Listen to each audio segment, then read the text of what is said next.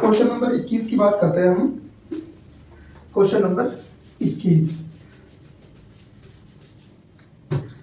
Question number 21 कह रहा है कि भारत की प्रथम महिला राष्ट्रपति कौन थी। क्वेश्चन नंबर 21 कह रहा है कि भारत की प्रथम महिला राष्ट्रपति कौन थी। इसका आंसर है सी, प्रतिभा देवी सिंह पाटिल। प्रतिभा देवी सिंह पाटिल।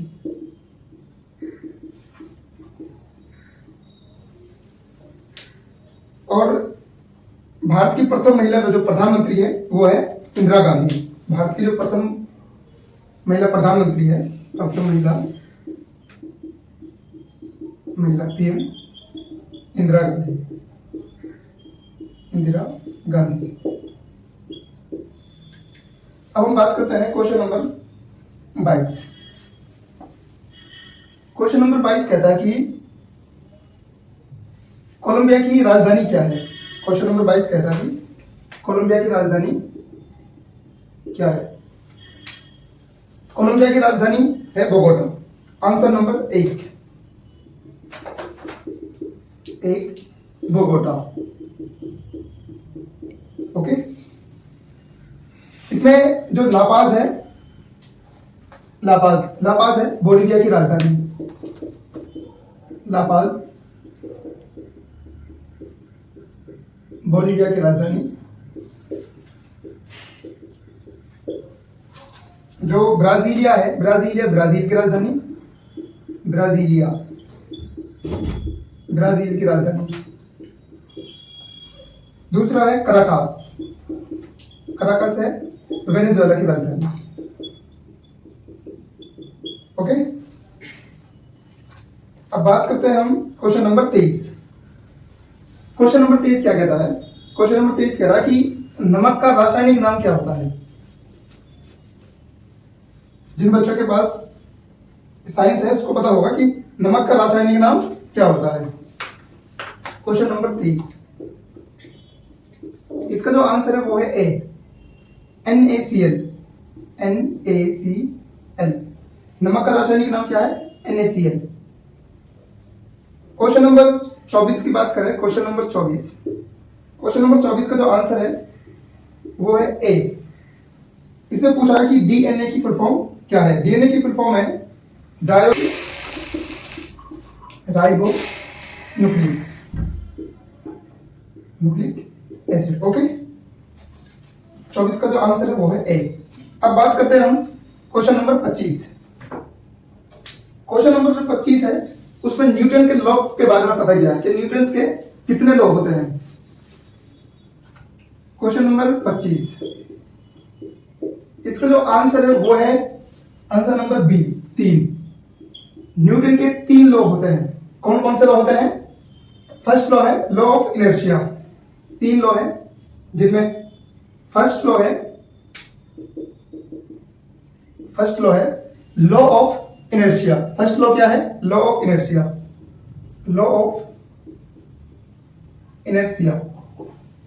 जो न्यूटन के 3 लॉज हैं, 3 लॉज में जो फर्स्ट लॉ है वो है law of inertia. Second law है लॉ ऑफ एक्सेलरेशन।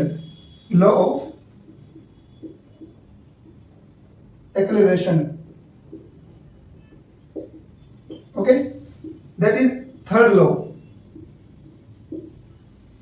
लॉ है वो आप लोग बताना कि थर्ड लॉ कौन सा। ओके, कमेंट में बताना कि थर्ड लॉ कौन सा है। अब हम बात करते हैं क्वेश्चन नंबर 26।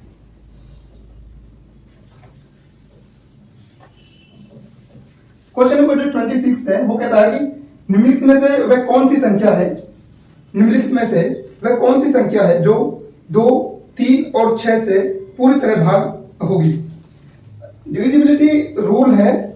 क्वेश्चन नंबर जो 26 है उसमें डिविजिबिलिटी का रूल लग रहा है। क्वेश्चन नंबर 26 का जो आंसर वो है B, 65, 11, 32। Okay.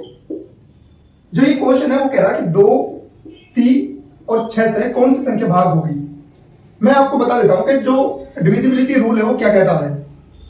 Divisibility rule set जो 2 है, जो उसका रूल है वो है कि किसी भी संख्या के लास्ट डिजिट, किसी भी संख्या का इकाई अंक अगर 0, 2, 4, 6 या 8, अगर किसी संख्या का लास्ट इकाई अंक 0, 2, 4, 6 या 8 है तो वो संख्या पूरी पूरी 2 से भाग हो जाएगी। अब जो हम देखते हैं, जो क्वेश्चन नंबर 26 था, उसमें जो ए ऑप्शन है वो है 16, 52, 31, बी है 65, 11, 32 और उसमें सी ऑप्शन है जो वो है 17, 12, 13 और जो उसमें ऑप्शन डी है वो है 19, 85, 30। तो जो 2 का रूल है वो कहता है कि लास्ट डिजिट 2, 0, 2, 4, 6, 8 होना चाहिए, जबकि हम इसमें देखते हैं कि इसमें लास्ट डिजिट 1, इसमें 3, इसमें 3। अगर हम सिंपल से चेक करते हैं, डिविजिबिलिटी रूल के तहत अगर हम सिंपल देखते हैं तो हमारा ऑप्शन तब भी बी आता है। हमें 3 और 6 को चेक करने की जरूरत नहीं है, क्योंकि इसमें जो लास्ट डिजिट है इन तीनों में वो ना तो 0 है ना कोई सम संख्या है, इसलिए हम कह सकते हैं कि इसका आंसर बी होगा। अब 3 का रूल क्या कहता है? 3 का रूल कहता है कि दी गई जो संख्या है अगर उसका सम, उसका अगर डिजिटल सम 3 से भाग हो जाता है तो वो संख्या 3 से भाग हो जाएगी। एग्जांपल के तौर पर हम चेक करते हैं, जैसे 1 और 6 7, 7 है 5 12, 12 2 14, 14 1 15 और 3 18, 18 3 से डिवाइड हो जाएगी।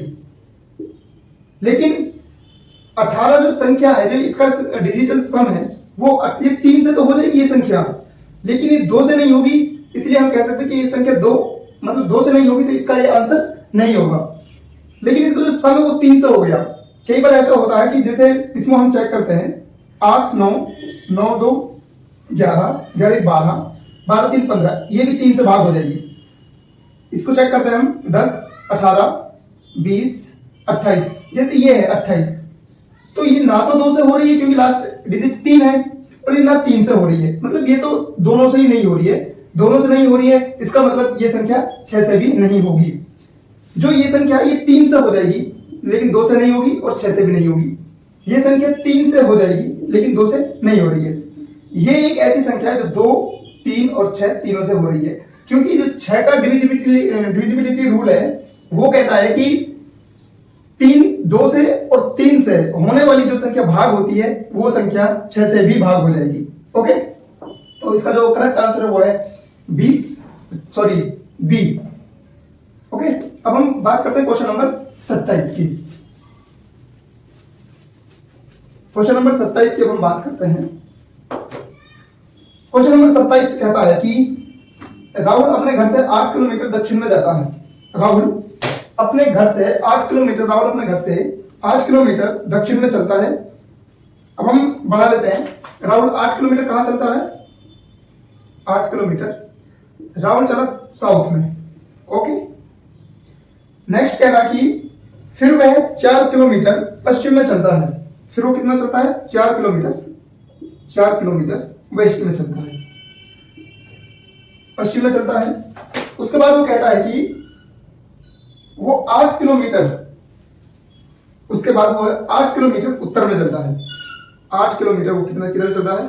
नॉर्थ में। ओके, चलता। अब वो है अपने घर से कितनी दूर और किस दिशा में खड़ा है, मतलब उसका घर कहां था? या ये इसका घर है। अब ये कह रहा कि वो 8 किलोमीटर दक्षिण में चला, 4 किलोमीटर पश्चिम में चला और 8 किलोमीटर नॉर्थ में चला। पूछ रहा कि वो अपने घर से कितने किलोमीटर दूर है और किस दिशा में है। अब हम कहते हैं जैसे 8 किलोमीटर ये, 8 किलोमीटर ये, मतलब यहां से यहां तक की दूरी और यहां से यहां तक की दूरी तो सेम हो गई। अगर हम यहां से यहां तक चलेंगे, यहां से यहां तक आना है हमें, तो ये कितने किलोमीटर है? 4 किलोमीटर। ओके, ये राहुल का घर है और राहुल खड़ा है यहां पर, तो राहुल के घर से राहुल अब किधर है? 4 किलोमीटर वेस्ट में। ओके, इसलिए जो इसका आंसर है 27 का वो है, ये क्वेश्चन नंबर कितना है? 27, और इसका आंसर वो है सी, मतलब 4 किलोमीटर वेस्ट में। ओके, अब हम बात करते हैं क्वेश्चन नंबर 28 की।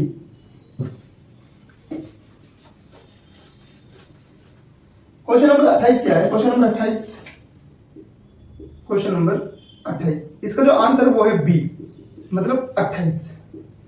क्वेश्चन नंबर 28 कह रहा है कि नीचे दी गई सीरीज का अगला स्थान क्या होगा।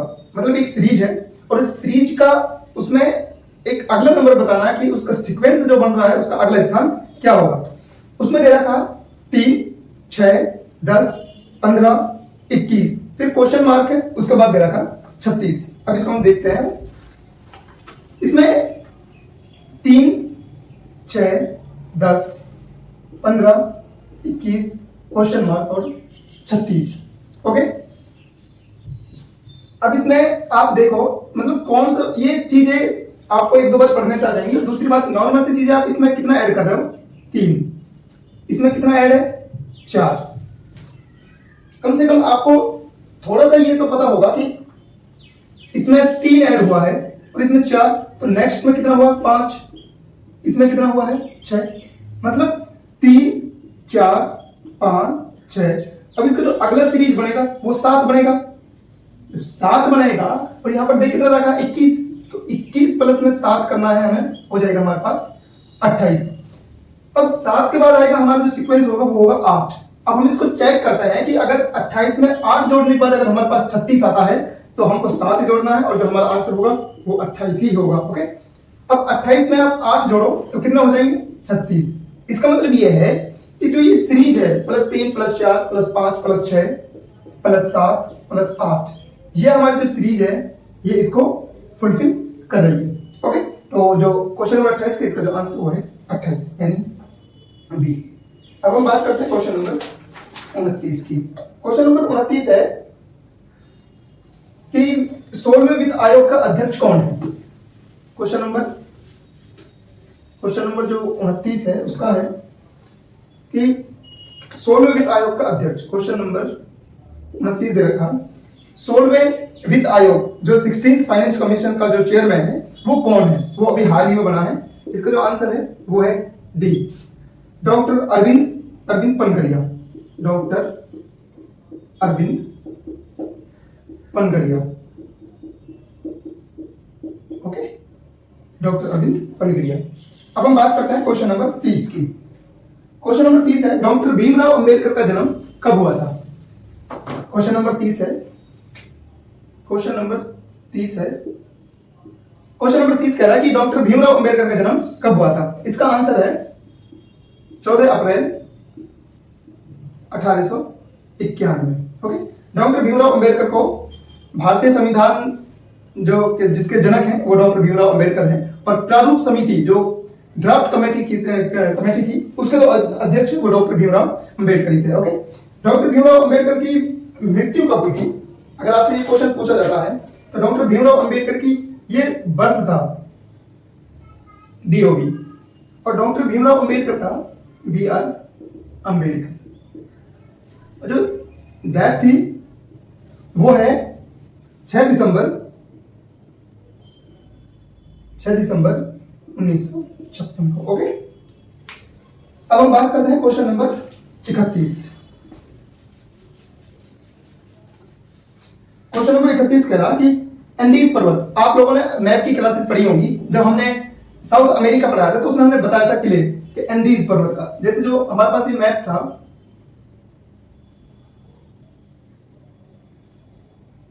ये हमारे पास जो मैप था साउथ अमेरिका का, हमने आपको पढ़ाया था कि इसमें जो ये है कि जो यहां से वेनेजुएला से होते हुए जो एंडीज पर्वत है वो यहां तक जा रही है। और हमने ये भी बताया था कि एंडीज पर्वत 7 देशों में है। ओके, ये यूपीएससी के द्वारा 2025 में क्वेश्चन पूछा गया था कि एंडीज पर्वत निम्नलिखित में से कितने देशों में है और उसमें देशों के नाम दे दिए थे कौन कौन से देश है, इस तरह पूछा गया था। तो एंडीज पर्वत कितने देशों में है 7 देशों में। इसका जो आंसर है जो क्वेश्चन नंबर 31, इसका जो आंसर है वो है सी यानी 7 देशों में। ओके, अब कौन कौन से देश हैं ये आपको कमेंट करके बताना, क्योंकि जो हमने साउथ अमेरिका की जो क्लासेस ली थी उसमें हमने डिटेल में बताया है। तो आप लोग या तो क्लास देख लीजिएगा या गूगल से सर्च करके कमेंट में बताना कि कौन कौन से 7 देश हैं। ओके, अब क्वेश्चन नंबर 32 की बात करते हैं। नंबर 32 कह रहा है कि 1911 या 12 से पहले भारत की राजधानी क्या थी? क्वेश्चन नंबर 32, इसका जो आंसर वो है सी, कोलकाता। कोलकाता भारत की राजधानी 1912 से पहले कोलकाता थी, और उसी के दौरान जॉर्ज पंजन के समारोह में 1912 में 1911-12 में जॉर्ज पंजन आते हैं, और उसके समारोह में जो कैपिटल थी कोलकाता जो कैपिटल थी भारत की, उसको चेंज किया नई दिल्ली में। तो आप लोगों को यह पता होना चाहिए कि भारत की जो राजधानी है नई दिल्ली, ये 1912 में बनी थी।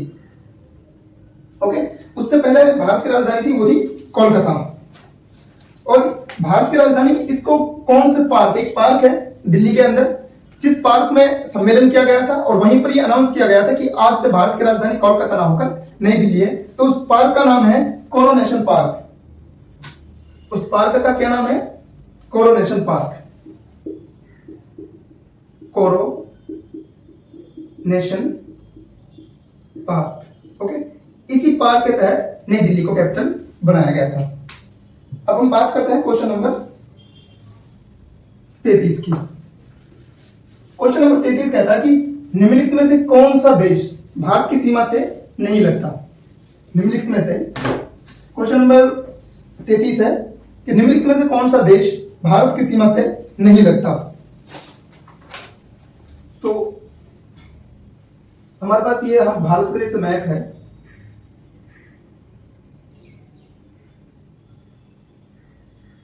ये हम भारत का मैप है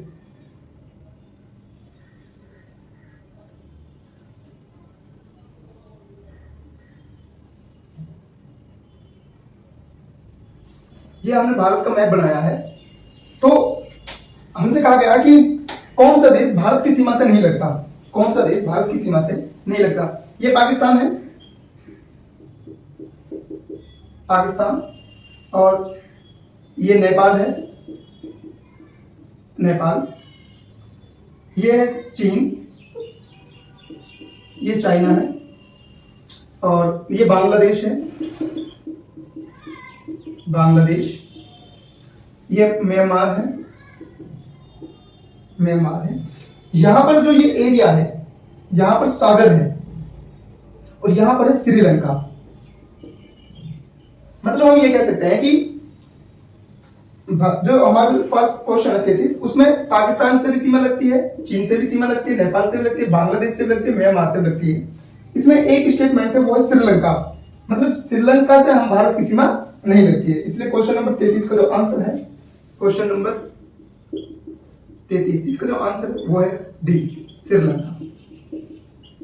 ओके, अब हम बात करते हैं क्वेश्चन नंबर 34 की। क्वेश्चन नंबर 34 है, वह भारत की कौन सी एकमात्र नदी है, वह भारत की कौन सी एकमात्र नदी है जो कर्क रेखा को 2 बार काटती है? जो कर्क रेखा को कितनी बार काटती है? 2 बार काटती है। ओके, तो क्वेश्चन नंबर 34 का जो आंसर है वो है ए, मतलब माही नदी। क्वेश्चन नंबर 34, इसका जो आंसर है वो है माही नदी। ये माही नदी गुजरात में है, और ये इस तरह, ये जो कर्क रेखा, ये कर्क रेखा है, इसको 2 बार काटती है, एक बार ये, एक बार ये। ओके, तो 2 बार काटती है। अब हम बात करते हैं क्वेश्चन नंबर 35 की। क्वेश्चन नंबर 35 क्या कहता है? क्वेश्चन नंबर 35 कह रहा कि भारतीय संविधान के किस अनुच्छेद में, किस आर्टिकल में संवैधानिक उपचारों का उल्लेख किया गया है? संवैधानिक उपचार भारतीय संविधान के किस आर्टिकल के तहत है? क्वेश्चन नंबर 35, इसका जो आंसर है वो है बी, आर्टिकल 32। आर्टिकल 32, आर्टिकल 32 के तहत सुप्रीम कोर्ट रिट जारी करती है। ओके, रिट जारी करती है, और आर्टिकल 226 के तहत हाई कोर्ट रिट जारी करता है। ओके, आर्टिकल 32 के तहत सुप्रीम कोर्ट रिट जारी करता है, और आर्टिकल 226 के तहत हाई कोर्ट रिट जारी करता है। अब कितने प्रकार के रिट हैं, एक बार आप वो देख लो। 5 प्रकार की रिट हैं। कितने प्रकार की? 5 प्रकार की। नंबर 1 बंदी प्रत्यक्षीकरण,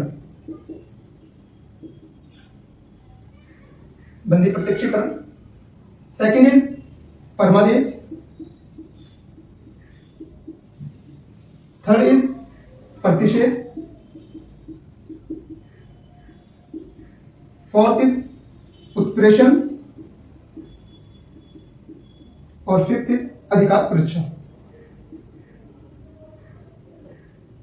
अधिकार परीक्षा।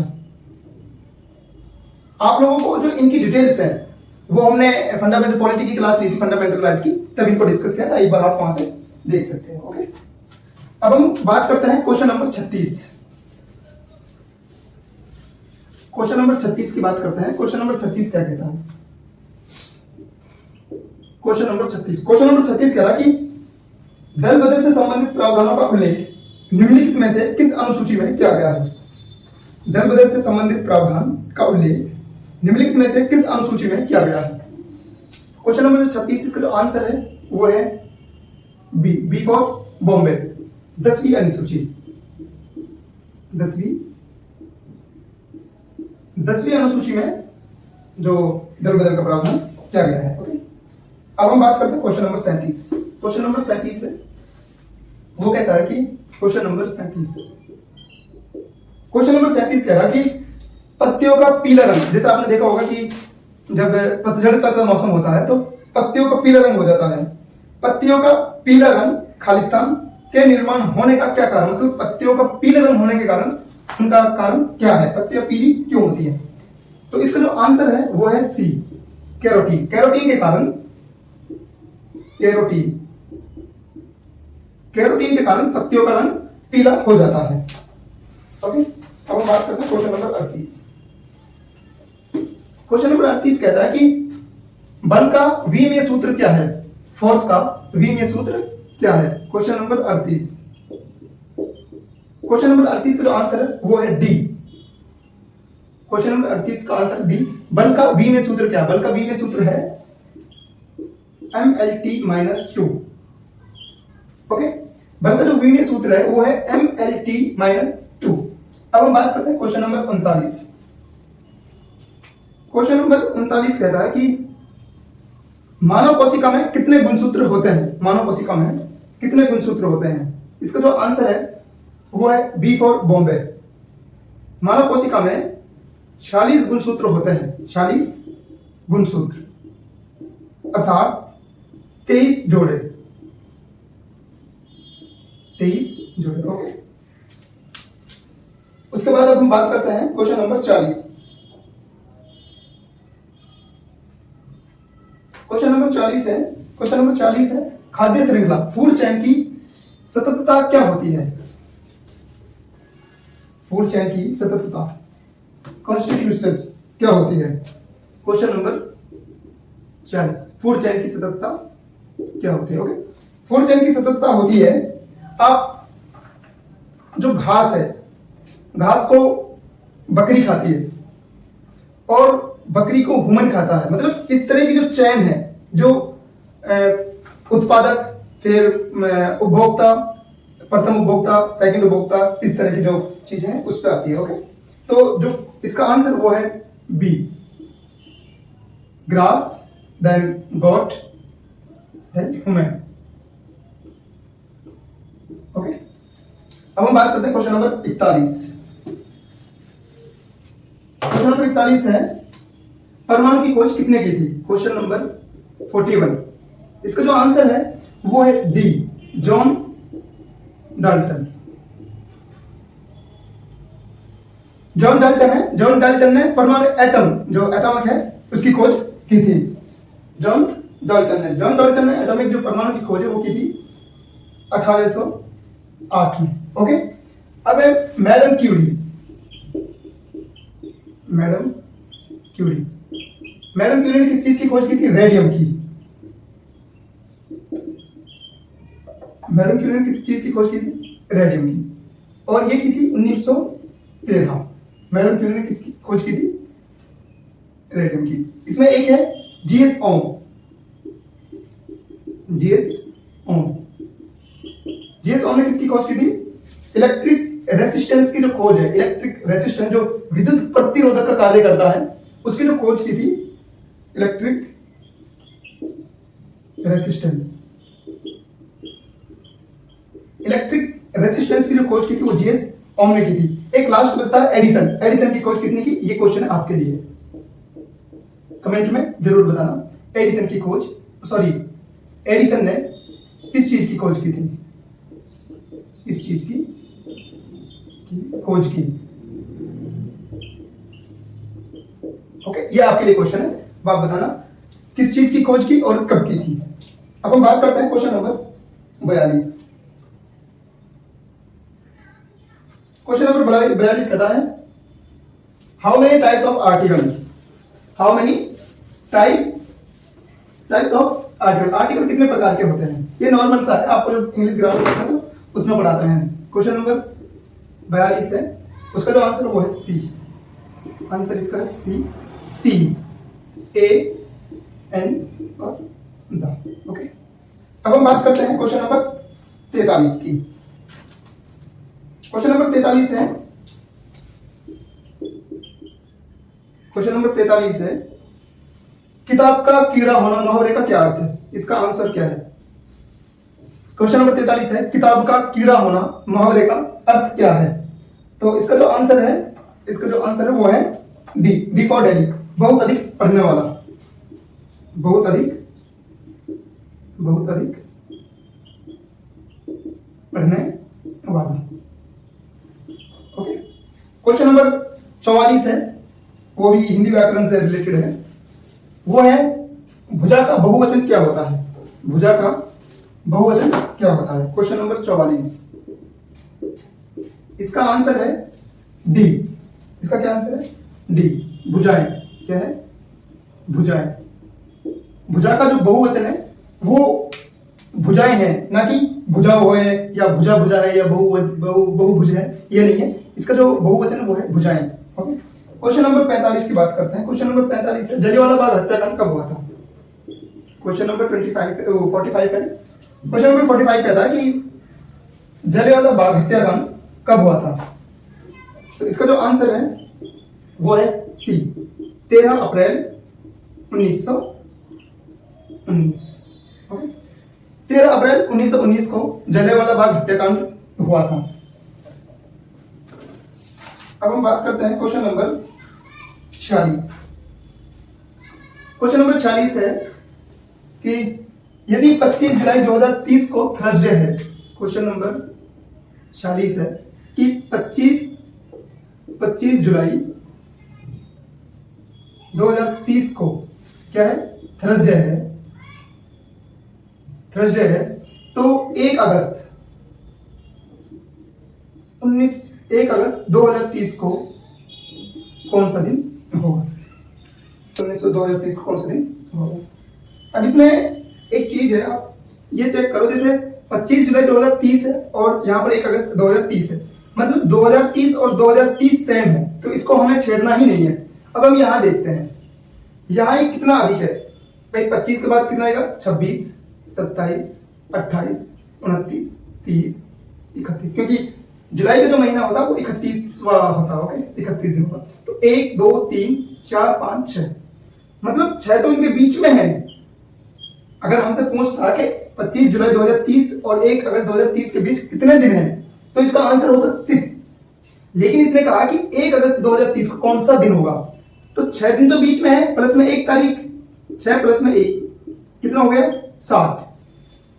जब जिस दिन 25 जुलाई 2030 को थर्सडे है, तो अगर ये होता यहां अगस्त की जगह अगर जून होता, अगर यहां पर होता जून, तो हम थर्सडे में से -7 करते। ओके, लेकिन यहां पर क्या है? जुलाई के बाद क्या आता? अगस्त। अगर जुलाई से पहले की बात होती, अगर जुलाई मतलब जुलाई दे दिया और हमसे पूछता कि 1 जून का कौन सा दिन होगा, तो हमें करना होता माइनस। लेकिन यहां पर पूछा है अगस्त के बाद, मतलब जुलाई के बाद जो महीना आ रहा है उसका पहला दिन क्या है, तो इसमें हमें 7 प्लस करना है, तो इसलिए हम इसका थर्सडे में 7 जोड़ते हैं। जब हम थर्सडे में 7 जोड़ेंगे तो हमारे पास क्या आएगा? थर्सडे ही आएगा। तो जो क्वेश्चन नंबर 46 है उसका जो आंसर है वो है डी फॉर डेली, आंसर वो है डी फॉर डेली यानी थर्सडे। ओके, अब हम बात करते हैं क्वेश्चन नंबर 47 की।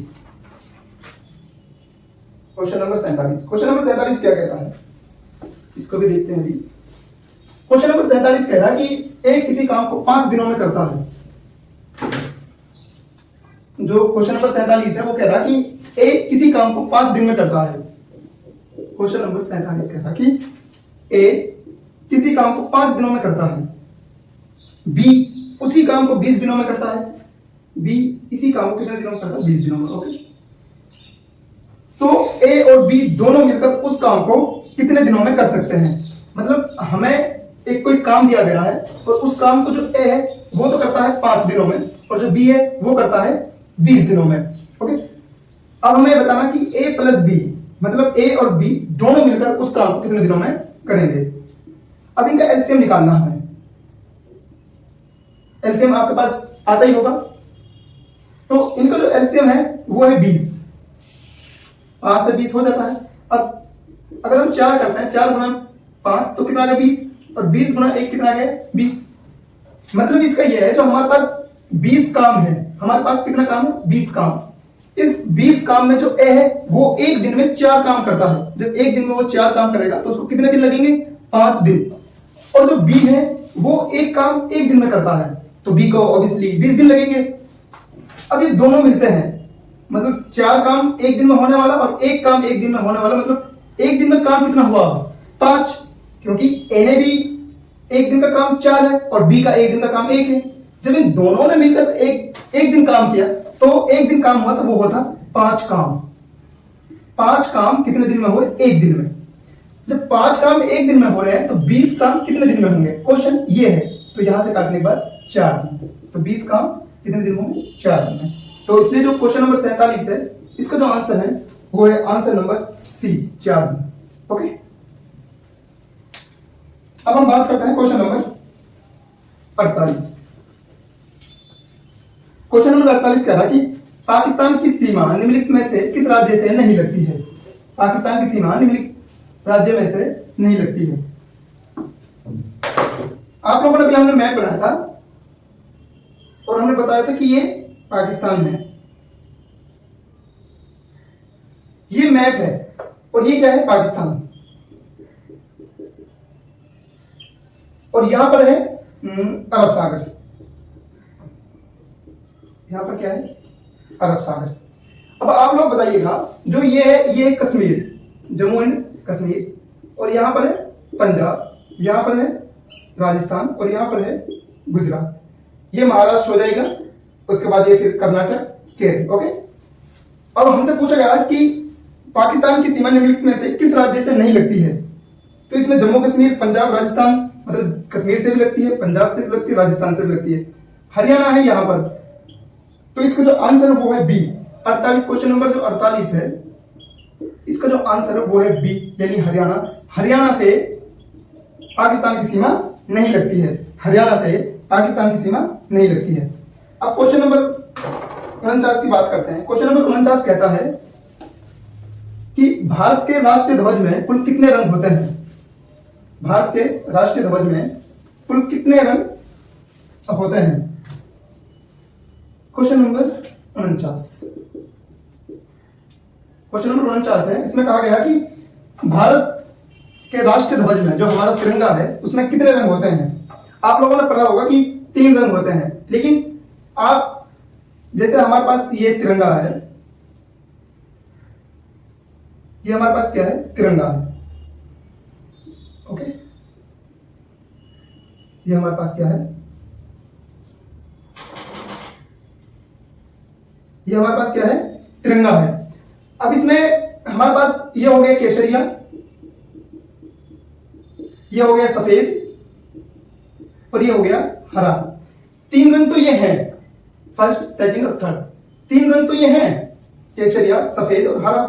लेकिन जो हमारे पास अशोक चक्र है, इसमें जो हमारे पास अशोक चक्र है वो हमने चेक करना। अशोक चक्र का जो रंग है वो क्या है, नीला। अशोक चक्र का रंग क्या है, नीला रंग है। इसलिए हम कह सकते हैं कि